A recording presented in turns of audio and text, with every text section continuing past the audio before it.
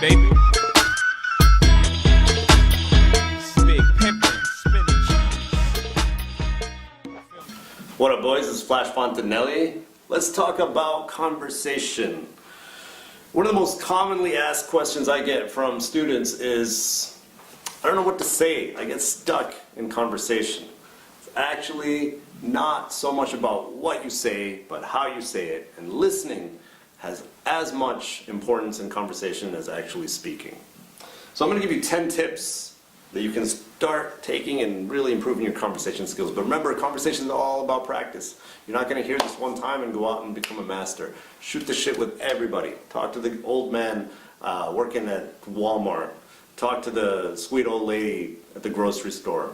Talk to dudes. Talk to girls you are or are not attracted to. Talk to everybody. Just practice the skill. Number one, speak in an assertive voice. When I say an assertive voice, as a singer, I know we're taught to sing from our diaphragm. Okay, speaking is no different. A drill to help you with this is when you're speaking, hold your stomach. And when you feel that in there, when you feel that vibration, you're doing it right. Keep doing it till you feel it. Up here in the throat should be a little bit of rasp, a little bit of raspy voice to bring out that masculinity. Now you're going to sound different than me or the next guy. Everybody has a unique voice. But you can be assertive in your own way.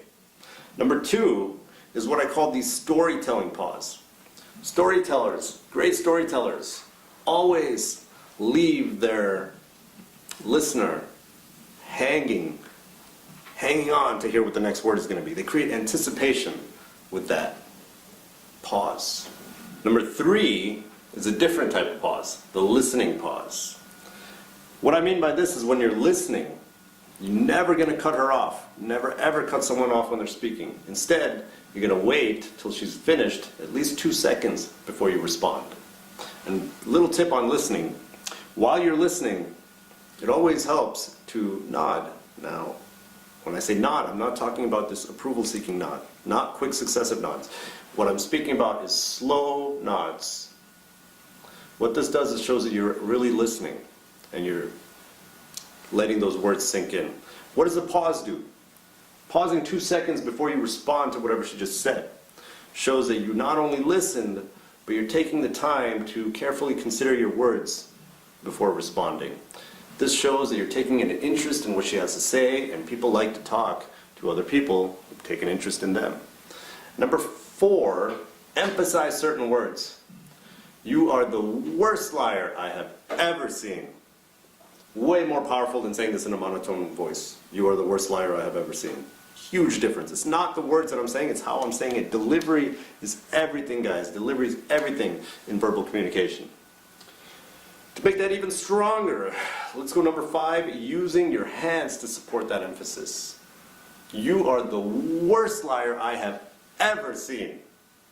Makes it more powerful, more animated, more captivating. Number six is the inquisitive squint. The inquisitive squint is not an ass-kicking squint.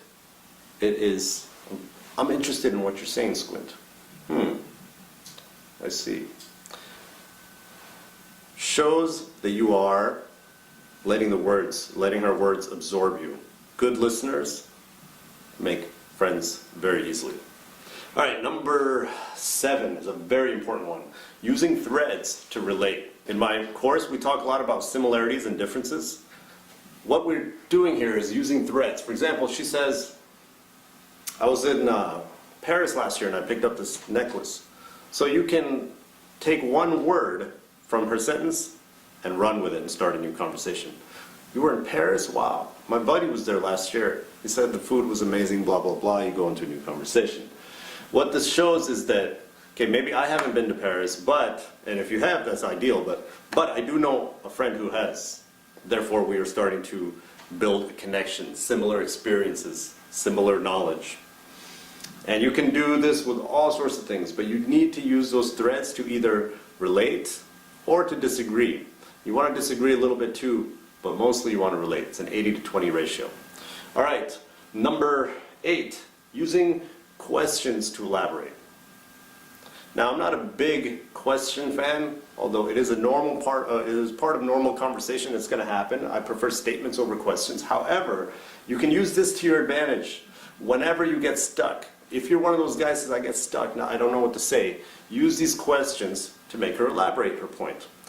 For example, say she says, thinking about quitting my job because my boss is just a pain in the ass.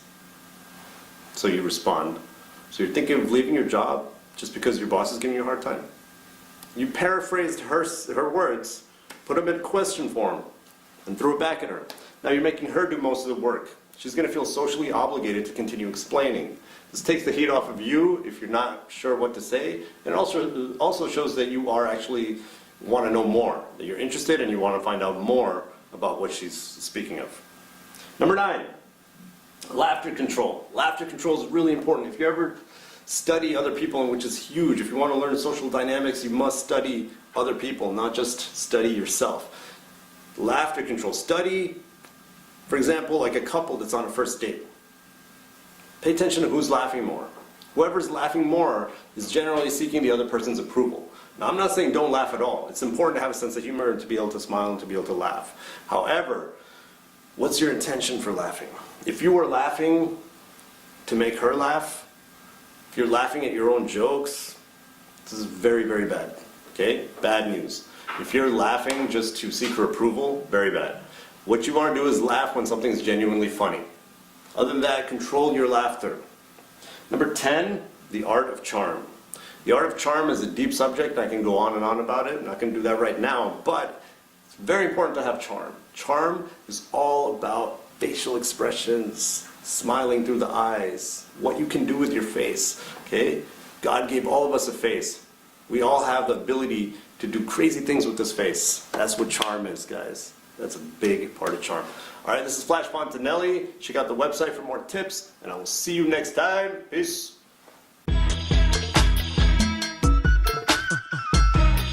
It's Big Pimpin', baby.